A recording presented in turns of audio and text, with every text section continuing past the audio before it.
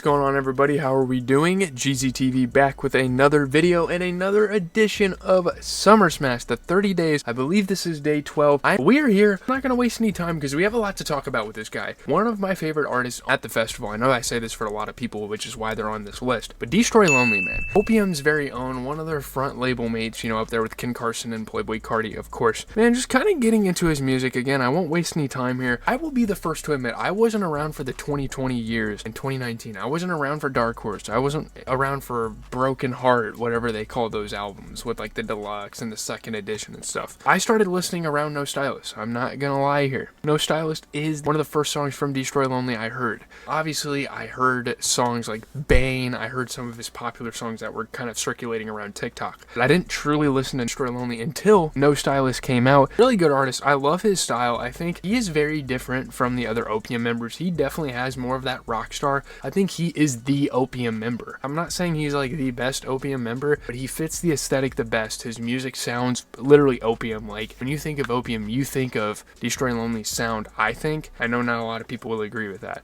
But NOSTYLIST, I have a lot of dope memories kind of in the summer, like towards the end of summer, listening to this record. It's always the albums that come out in August that I have a lot of memories with. But NOSTYLIST was great. He dropped the Deluxe Ultra, which had two of probably my favorite Destroy Lonely songs ever, Blitz, and I think it was Never Ever, were great. And around that time, he was actually, I think the year after that, he performed at Lollapalooza, and I actually got to see him. So he's another artist that I'm possibly going to see live for the second time. Now, if there's another artist that performs at the same time as him, and I like them more than him, I'm probably not going to watch him. But just kind of getting into it, like, If Looks Could Kill, the way he marketed that, the rollout, and just the guitar influence. I know a lot of people think the songs sound the same. Obviously, he has clear chemistry with Ken Carson as well. We're not even really going to get into that because I really want to talk about his solo work. But he dropped the director's cut for If Looks Could Kill. That was great. Love Lasts Forever, I'm not going to lie, it's not my favorite Destroy Lonely record, but it's still got some hits on it. It's still got some good songs I go back to every now and then. It's a very bloated record. The original one even was 21 songs for an hour 4 minutes, and for kind of the newer age of rap, that's a lot. And he even went on to drop fucking how many songs? 31 for an hour and a half of music. He's definitely becoming bloated, especially with If Looks Could Kill as well. That is something I definitely don't admire about Destroy Lonely, but other than that, I'm a huge fan of this guy's work. I mean, I like the aesthetic. People hate on Lil 88 getting involved with his production, but I think that was fucking incredible. And he's cool, man. He's a really cool artist. He's really dope live. Fucking screams his ass off. It's a lot of fucking fun. So if you're going to Summer Smash, you're gonna fucking enjoy this guy. I know I didn't get into depth with his music, but there's a lot more material compared to other artists to talk about here, so I can kind of leave it off there. Hopefully you guys enjoyed the video.